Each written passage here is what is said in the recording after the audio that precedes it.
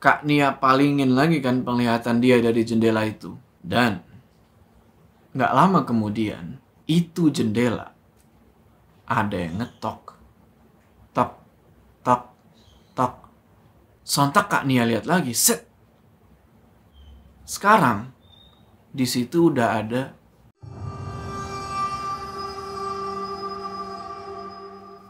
Assalamualaikum teman-teman, balik lagi sama gua.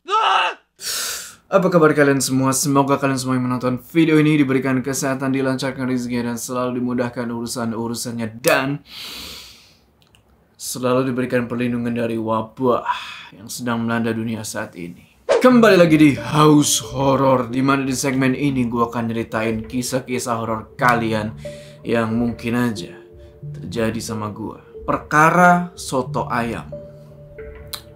Satu keluarga pengen dihabisin sama santet. Ini adalah pengalamannya Teguh sewaktu dia duduk di bangku SMP. Dan kayak gimana sih ceritanya, kok perkara soto ayam keluarganya ini disantet? Penasaran kan? Tonton video ini terus. Gua bakal bawain cerita ini dari sudut pandang orang pertama ya. Gua bakal jadi Teguh. Sebenarnya orangnya pengen gua ajak ke sini tapi dia nggak mau, malu katanya. Tapi ya udah, gue yang bawain. Udah, nggak usah lama-lama lagi. Udah siap ya? Mode horor aktif.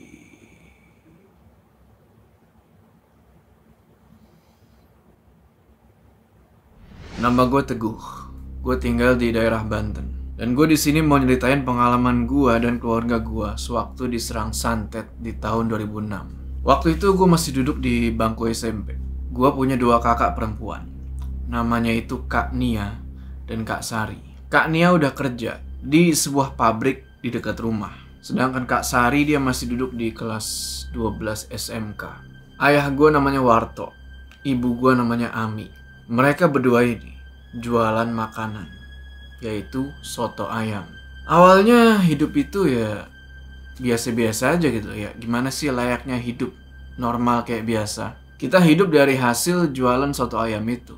Selang beberapa tahun, tetangga gue, sebut aja namanya Pak Suki. Nah, dia ini ikut juga jualan dagangan sama kayak yang ayah gue jual, yaitu soto ayam. Jarak dari rumah gue ke rumahnya Pak Suki ini ya kurang lebih cuman selang 3 rumah lah. Wah, ada pesaing nih kan. Tapi ayah gue ya waktu itu nggak keberatan lah. Toh dari rasa udah pasti beda. Beberapa bulan kemudian gue perhatiin soto ayamnya Pak Suki itu nggak serame soto ayam yang ayah gue jual. Ya mungkin karena ayah gue itu lebih dulu jualan soto ya. Ya alhasil pelanggannya lebih banyak. Dan juga kayak yang gue bilang tadi, soal rasa udah pasti beda. Nah pada suatu hari Pak Suki ini datang ke tempat dagangan ayah gue. Di situ dia sama ayah gue ngobrol. Intinya Pak Suki ini penasaran. Dia nanya ke ayah gue, apa sih rahasianya kok dagangan bisa laris kayak gitu? Tapi ayah gue bilang ya gak ada rahasia apa-apa. Nah di situ Pak Suki malah nuduh ayah gue itu bohong dan ngelakuin pesugihan. Namun ya lagi-lagi ayah gue bilang kalau gak ada apa-apaan, boro-boro make pesugihan. Dan di sini ayah gue sempat bilang sesuatu ke si Pak Suki ini. Mungkin rasa soto kamu kali yang kurang enak. Setelah itu Pak Suki pun pergi, ninggalin tempat dagangan ayah gue. Setiap pulang sekolah tuh, gue hampir selalu ngebantuin ayah gue jualan soto. Sampai pada akhirnya ada sebuah kejadian aneh. Ibu gue kalau buat bumbu soto itu sekitar jam 3 pagi, dibantu sama kakak perempuan gue, yaitu Kak Sari. Jadi pagi-pagi sekitar jam 8, ayah gue udah ngebuka dagangannya dan jualan. Dan karena rumah gue deket sama pabrik, jadi setiap pagi tuh banyak yang sarapan di tempat sotonya ayah. Nah, ada satu pagi itu datang pelanggannya ayah nih. Sebut aja namanya Tini. Dia pesenlah sotoan tuh, dikasih tuh soto.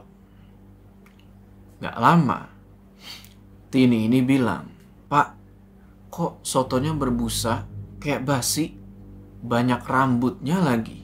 Sontak ayah gue kaget dong. Pas dilihat ke isi mangkok itu, ternyata bener. kuahnya itu udah berbusa dan banyak rambutnya. Terus si Tini itu bilang lagi, coba Pak, cek dulu kuahnya. Maksudnya kuah yang dikuali tuh. Takutnya basi juga. Ayah gue cek lah tuh kan. Kak. Dan bener aja. Satu kuali itu. Nggak tahu gimana caranya. Kuahnya itu berbusa. Dan banyak banget rambut. Padahal bumbu sama kuah itu baru. Nggak mungkin bisa basi secepat itu. Dan itu rambut. Dari mana datangnya? Sebelumnya nggak pernah kayak gitu. Ya mau nggak mau hari itu kita terpaksa tutup. Karena soto ayamnya nggak layak buat dijual. Besoknya ayah gue dagang lagi. Dan hal yang sama kejadian lagi. Itu kuah soto berbusa dan basi.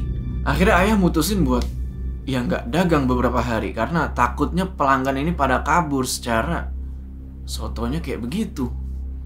Awalnya ayah nggak mikir yang aneh-aneh. Ya mungkin ada salah ngeracik bumbu atau apa kan. Setelah beberapa hari tutup, ayah coba nih buat buka lagi.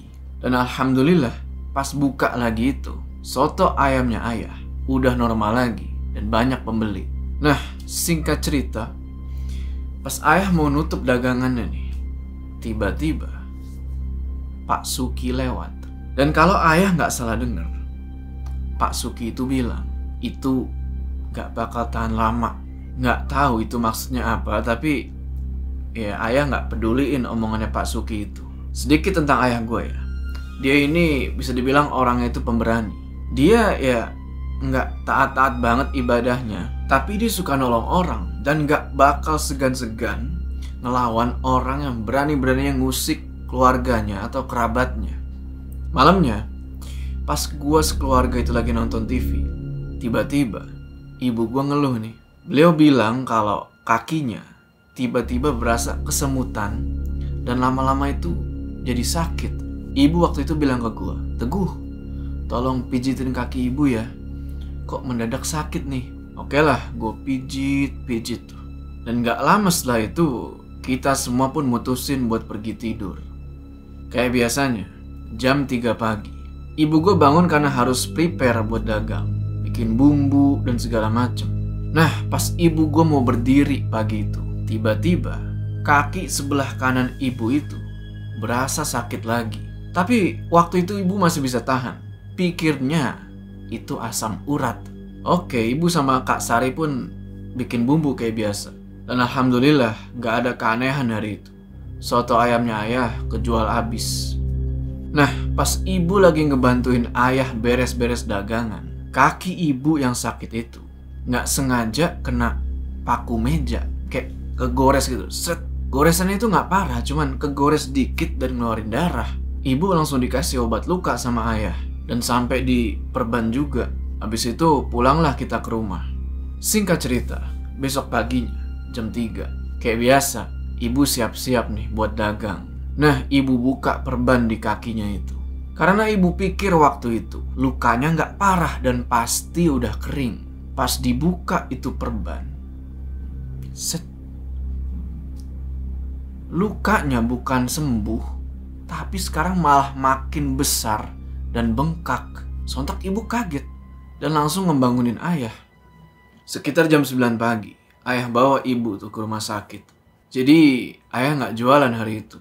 Dokter bilang kalau kakinya ibu itu infeksi gara-gara kena paku waktu itu. Ibu pun dikasih salep sama obat penahan rasa nyeri. Dokter bilang setelah dikasih salep itu mudah-mudahan kakinya ibu ini membaik. Oke lah, ayah sama ibu pun pulang tuh ke rumah. 2 hari kemudian ibu menggigil dan badannya itu panas banget, kayak meriang yang parah gitu. Kak Nia sama Kak Sari pun langsung kompres ibu. Mukanya ibu itu pucet banget dan luka di kakinya bukannya sembuh, malah makin parah, makin bengkak, bahkan sampai ngeluarin, maaf ya, darah dan nanah. Kami ya jujur aja panik ngeliat kondisi ibu yang kayak gitu. Besok paginya ibu dibawa lagi sama ayah ke rumah sakit. Cuma setelah itu kok bukannya sembuh malah lukanya ibu itu makin parah. Alhasil ibu jadi susah buat jalan. Dan sekarang ibu juga jadi sering muntah-muntah dan susah buat nelen makanan. Ayah coba buat bawa ibu ke rumah sakit yang lain, tapi hasilnya sama. Ibu belum sembuh juga. Semakin hari keadaannya ibu itu semakin memburuk. Badannya mulai kurus.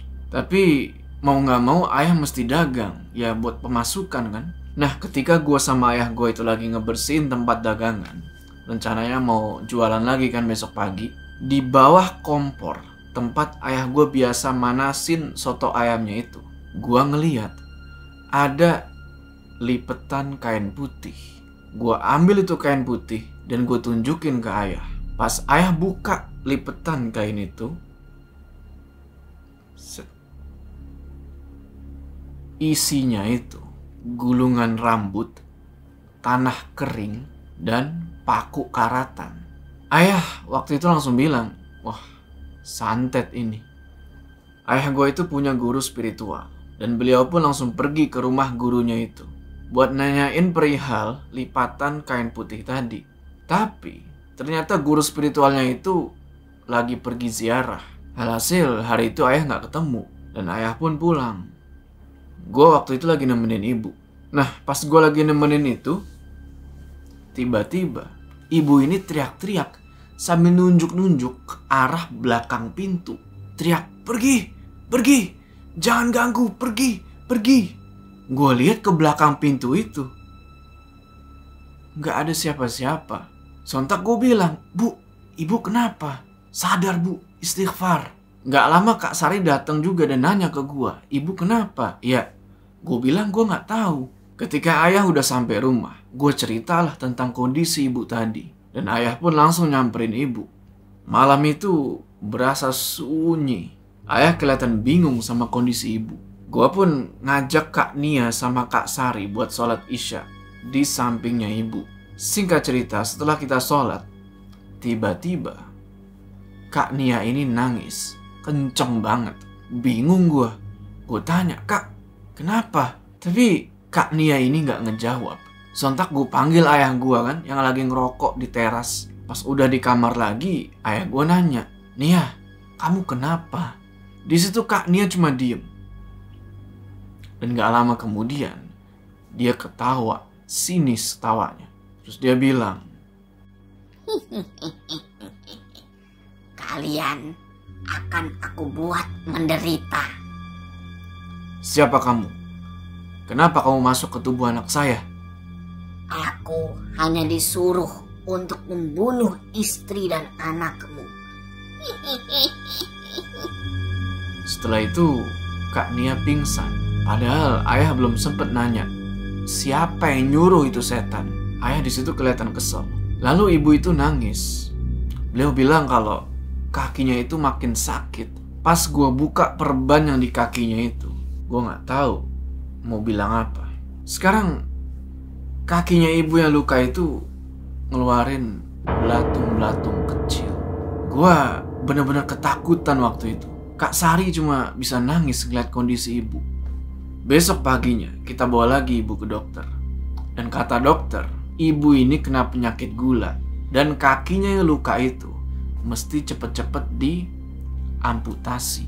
Tapi ibu sama ayah nolak. Karena ayah yakin kalau itu adalah kiriman santet. Sesampainya kami di rumah lagi, ayah nitipin ibu ke kita. Karena ayah bilang kalau dia mau pergi lagi ke guru spiritualnya itu buat minta bantuan. Pergilah tuh ayah. Gak lama setelah ayah pergi, tiba-tiba Pak Suki datang ke rumah. Dia bilang pengen ngejenguk ibu dan dia ngebawa sesuatu, yaitu puding. Iya, puding, agar-agar. Waktu itu Kak Sari yang nerima. Pak Suki minta Kak Sari buat ngasih puding itu ke ibu. Dan dengan polosnya ya, mungkin karena waktu itu Kak Sari belum tahu, Kak Sari nurut aja. Dia kasih puding itu ke ibu. Dan ibu pun terima itu puding. Setelah itu Pak Suki pun pulang. Malam harinya, gue sama Kak Nia mutusin buat tidur di sampingnya ibu. Udah tidur gitu, sekitar jam 11 malam ya, gue kebangun. Karena gue ngedengar ada suara. yang manggil-manggil nama gua. Teguh, Teguh, Teguh. Karena penasaran, gua ikutin suara itu. Ikutin. Ternyata suara itu asalnya dari belakang rumah. Pas gua buka pintu dapur yang ngarah ke belakang rumah, set, itu udah ada pocong ya, berdiri tepat di depan gua. Gua hampir pingsan di situ, tapi untungnya Kak Nia datang dan langsung dia tutup pintunya. Setelah itu gue dibawa masuk. Ternyata Kak Nia pernah juga ngelihat sosok pocong itu. Setelah itu kita balik lagi ke kamar. Dan sebelum balik tidur, gue doa lagi, minta perlindungan supaya nggak digangguin sama yang aneh-aneh lagi. Tapi pas mau tidur, ibu tiba-tiba kejang-kejang, terus matanya itu melotot. Gue sama Kak Nia waktu itu bingung mau ngapain. Terus Kak Nia nyuruh gue buat ngebangunin Kak Sari, buat nyari bantuan tetangga. Singkat cerita, gue sama Kak Sari pergi nih nyari bantuan. Tapi sayangnya, tetangga-tetangga itu udah pada tidur. Namun untungnya gue ketemu nih sama 2 orang warga yang lagi ngeronda. Dan kita minta bantuan lah ke mereka. Sebutlah 2 warga ini namanya itu Mang Ujang sama Mang Udin. Setelah itu kita pun langsung balik ke rumah. Di rumah, keadaannya ibu itu makin parah. Kakinya itu terus-terusan ngeluarin darah. Gua nggak kuat ngelihat keadaan ibu waktu itu. Kak Nia terus usaha buat ngehubungin ayah. Tapi karena sinyal waktu itu lagi susah, jadinya nggak nyambung-nyambung. Lalu Mang Ujang pergi lagi nih, minta bantuan ke Pak RT. Dan ibu pun dibawa ke rumah sakit lagi. Kita benar-benar bingung waktu itu, mesti gimana. Dan ayah pun, kenapa kok nggak pulang-pulang? Sampai di rumah sakit, ibu langsung ditanganin sama dokter. Keadaan ibu waktu itu benar-benar kritis. Kita cuma bisa doa dan berharap supaya ada mukjizat dan kaki ibu ini bisa sembuh. Tapi ya, takdir berkata lain. Ibu udah gak kuat lagi nahan rasa sakitnya dan beliau meninggal. Sekitar jam 5 pagi, kita bawa jenazahnya ibu balik ke rumah. Ayah belum juga pulang. Kita cuma ditemenin sama Bu Minah, adiknya ibu. Nah, ada kejadian unik nih. Sewaktu ibu lagi dimandiin, ibu-ibu yang mandiin ibu gua bilang kalau ibu gua pas lagi dimandiin itu badannya ngeluarin bau yang wangi banget. Dan luka di kakinya itu kering, gak ngeluarin darah sama nanah kayak sebelumnya. Emang semasa hidup itu ibu gua orangnya pendiam dan baik.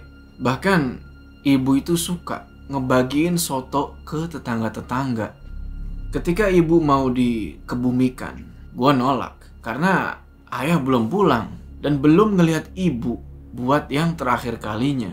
Tapi karena udah semakin sore dan ayah belum pulang-pulang juga, akhirnya mau gak mau ya ibu harus dibawa ke pemakaman. Pas di perjalanan menuju ke pemakaman, ayah pulang nih sambil bawa obat buat ibu. Tapi ya udah terlambat. Ayah cuma bisa nangis waktu itu. Untung aja ibu baru mau dikuburin. Jadi ayah masih sempet buat ngeliat wajahnya ibu buat yang terakhir kali. Setelah itu ibu pun kita kuburin. Malam itu kita ngelakuin tahlil sampai selesai. Kita waktu itu masih belum percaya kalau ibu udah gak ada. Singkat cerita, di hari ke-40 ayah bilang kalau beliau mau pergi lagi nih ke rumah gurunya selama beberapa hari. Dan pergilah ayah tuh. Jadi di rumah itu cuma ada gua, Kak Nia, sama Kak Sari. Malam itu gue coba buat rebahan di kasur, nyoba buat tidur. Tapi gak tahu kenapa dada gue ini berasa kayak sesek banget, kayak ada yang nindih gitu, kayak ada yang neken. Gue coba panggil Kak Nia dan bilang kalau gue ini sesek nafas. Setelah itu Kak Nia pergi buat ngambil air anget sama obat, semacam salep lah gitu buat diolesin ke badan. Singkat cerita Kak Nia datang lagi dan ngolesin salep itu ke dada gua. Alhamdulillah setelah diolesin itu udah gak terlalu sesak lagi dan gua pun bisa tidur. Nah, pas tidur ini gua mimpi. Gua kebangun di dalam rumah. Gak ada siapa-siapa. Gak ada Kak Nia, gak ada Kak Sari, gak ada ayah. Kosong, cuma ada gua doang. Pas lagi celingak-celinguk gitu kan, tek, gua ngeliat ibu lagi berdiri di depan pintu. Gua langsung, "Bu." Waktu itu gua sambil kayak nahan nangis di mimpi itu ya. Gua peluk ibu gua sambil bilang, "Bu, jangan tinggalin Teguh. Teguh takut, Bu." Di situ ibu gua bilang, "Jaga diri baik-baik ya nak. Kamu harus banyak berdoa. Minta perlindungan sama Allah. Kamu juga harus jaga kakak-kakakmu." Abis ibu ngomong kayak gitu, tiba-tiba gak tahu dari mana ya, ada sosok hitam tinggi, gak tahu itu apa, pokoknya serem banget, datang. Dan sosok itu narik ibu. Sontak gue bilang, "Siapa kamu? Jangan ambil ibuku." Dan gue tahan ibu supaya gak diambil sama sosok itu. Tapi sosok itu kuat banget. Sampai akhirnya gue kalah dan ibu lepas dari tangan gue. Di situ gue teriak, "Ibu! Mau dibawa kemana ibu?" Dan tiba-tiba gue kesadar. Di sini yang aneh. Pas gue sadar dan buka mata itu, gue udah ada di depan pintu. Pintu yang sama. Yang gue heran, apa gue waktu itu jalan sambil tidur? Atau emang bener itu mimpi? Kakak-kakak gue yang ngedenger gue teriak keluar dari kamarnya. Gue ceritalah tentang mimpi gue yang tadi. Di situ Kak Nia bilang kalau gue cuma mimpi buruk dan nyuruh gue buat lanjut tidur. Ya udah, gue pun balik ke kamar dan lanjut tidur. Besoknya, badan gue mulai panas. Gue mulai batuk-batuk dan dada gue mulai sakit lagi. Akhirnya gue dibawa ke dokter sama Kak Sari karena Kak Nia pergi kerja. Kata dokter, gue cuma kecapean dan butuh istirahat. Singkat cerita, udah seminggu lebih tuh dari terakhir gue pergi ke dokter itu. Tapi keadaan gue belum juga membaik. Bahkan gue sampai batuk-batuk dan batuknya itu ngeluarin darah. Kak Nia pun langsung berusaha buat ngehubungin ayah. Malam harinya sekitar jam 10, Kak Nia nemenin gue di kamar. Sedangkan Kak Sari lagi belajar tuh di kamarnya. Gak lama, tiba-tiba gue sama Kak Nia ngedenger suara teriakan. Kita langsung sadar kalau itu Kak Sari. Sontak Kak Nia langsung nyamperin Sari tuh ke kamarnya. Nah, yang berikutnya ini adalah ceritanya Kak Nia nih, abis dari kamarnya Kak Sari. Jadi, sesampainya Kak Nia di kamarnya Kak Sari itu, dia nanya dong, "Kenapa?" Di situ Kak Sari bilang kalau dia ngeliat ada nenek-nenek di jendela, tapi cuma kepalanya doang. Jadi di kamarnya Kak Sari itu ada jendela, cuma letaknya itu lumayan tinggi dan cuma kotak kecil doang gitu. Nggak mungkin bisa dijangkau dari luar. Udah gitu di bawah jendela kamarnya Kak Sari itu, di luarnya ada kolam kecil. Jadi nggak mungkin ada orang kurang kerjaan ya, apalagi nenek-nenek manjat sampai ke atas itu. Sontak Kak Nia langsung ngeliat ke arah jendela itu, tapi nggak ada apa-apa. Kak Nia palingin lagi kan penglihatan dia dari jendela itu. Dan nggak lama kemudian, itu jendela ada yang ngetok. Tok, tok, tok. Sontak Kak Nia lihat lagi, set. Sekarang di situ udah ada kepala nenek-nenek senyum. Rambutnya itu acak-acakan dan giginya itu hitam semua. Antara itu nenek-nenek melayang atau lehernya itu panjang banget. Nggak tahu lah. Kak Nia sama Kak Sari pun langsung lari ke kamar gua. Rumah kita nggak begitu gede. Cuma ada 3 kamar yang saling dempet-dempetan. Jadi kalau ada apa-apa, pasti kedengeran. Malam itu kita bertiga tidur bareng, saking takutnya. Di lain malam, pas Kak Sari lagi tidur sendirian, dia cerita nih, kalau sosok yang waktu itu nongol di jendela. Kalian inget kan? Sekarang nenek-nenek itu nggak nongol lagi di jendela, tapi udah ada di dalam kamarnya Kak Sari. Pakai jubah hitam, bungkuk, giginya hitam semua. Nenek itu pengen nyekek Sari, Tapi untungnya Kak Sari bisa lepas dari sosok nenek itu. Pagi hari, sekitar jam 10, ayah pulang. Ayah langsung nyamperin gua. Dia waktu itu kelihatan bener-bener khawatir. Gue ceritain tuh apa yang udah terjadi selama ayah pergi. Setelah itu ayah panggil Kak Nia sama Kak Sari. Lalu ayah pergi ke ruang tamu dan ninggalin gue sendirian di kamar.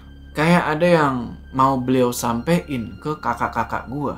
Karena gue penasaran ya. Gue nguping lah tuh lewat pintu. Pada intinya di situ ayah gue minta maaf karena udah ninggalin kita semua. Terus ayah bilang kalau ada salah satu orang yang gak suka sama keluarga kita. Orang ini tetangga, dan tetangga inilah yang ngirim santet. Awalnya buat ayah, tapi gak tahu kenapa meleset. Yang kena jadi ibu. Pokoknya ayah nyuruh kita buat waspada. Dan di situ ada pernyataan yang bikin gue kaget.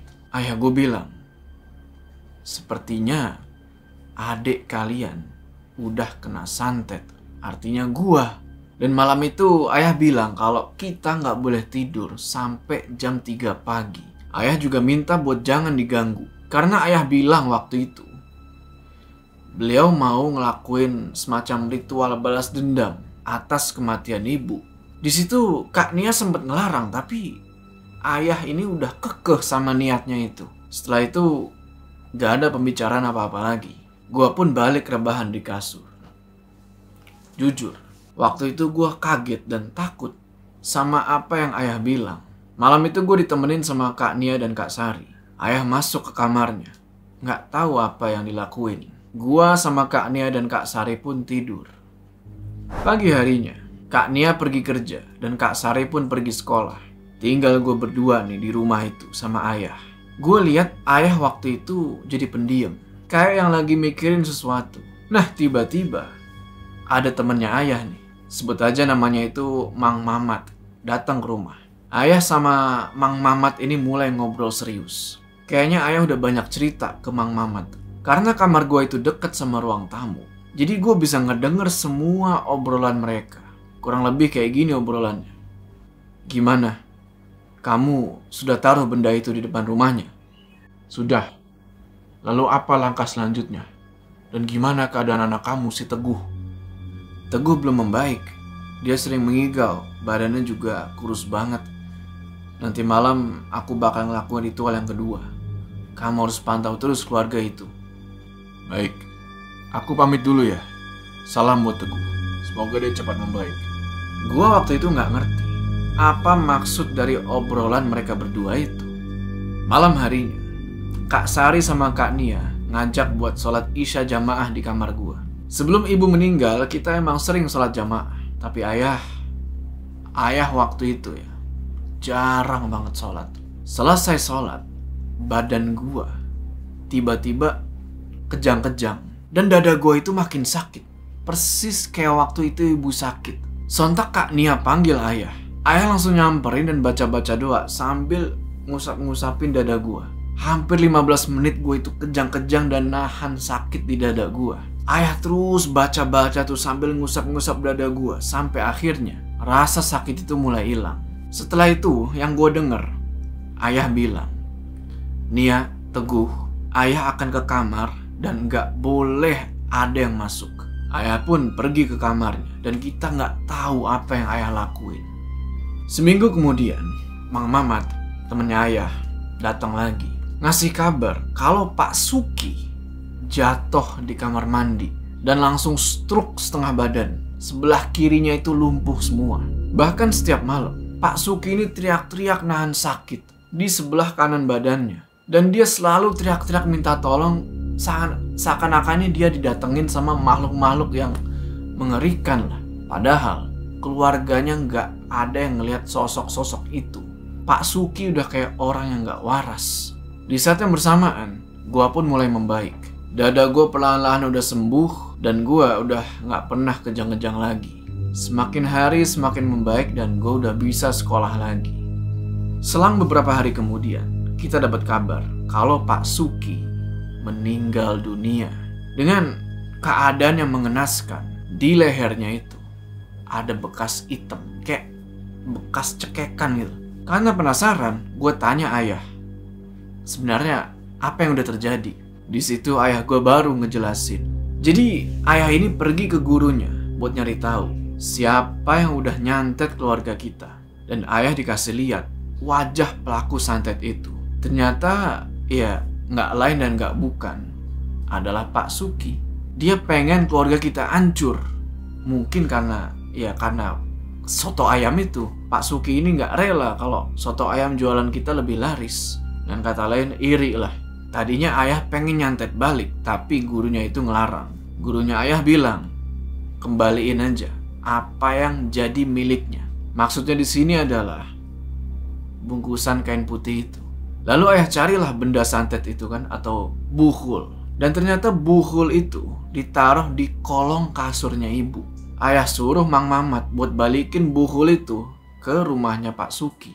Kalau emang Pak Suki yang ngelakuin santet itu bakal balik ke dia. Kalau bukan ya Pak Suki bakal baik-baik aja. Dan ayah ngurung diri di kamar itu. Ternyata bukan lagi ngelakuin hal yang aneh-aneh. Ayah itu lagi doa, khusyuk banget buat keselamatan keluarga kita. Gurunya ayah ngasih sebuah amalan buat dikerjain. Dan kenapa ayah waktu itu nyuruh kita jangan tidur sampai jam 3 pagi? Karena kata ayah, santet itu bakal datang di saat kita lengah. Gue baru inget, pas Pak Suki jenguk ibu waktu itu. Mungkin disitulah Pak Suki taruh itu buhul di kolong kasurnya ibu. Pas kita lagi lengah, gue sama kakak-kakak gue sempet mikir yang aneh-aneh tuh sama ayah. Takut ayah bakal berbuat musyrik sama kayak Pak Suki, yaitu bales nyantet. Tapi ternyata ya di kamar ayah itu sholat dan doa. Alhamdulillah keadaan kita sekarang udah membaik. Dan ayah pun udah mulai jualan soto lagi. Oke teman-teman, gimana tuh tadi ceritanya? Tulis pendapat kalian di kolom komentar ya. Sebelum kita berpisah, jangan lupa kalian like video ini. Dan bagi yang belum subscribe, ayo subscribe sekarang ke channel ini supaya kalian gak ketinggalan cerita-cerita horor selanjutnya. Gua Jo, sampai ketemu di cerita selanjutnya.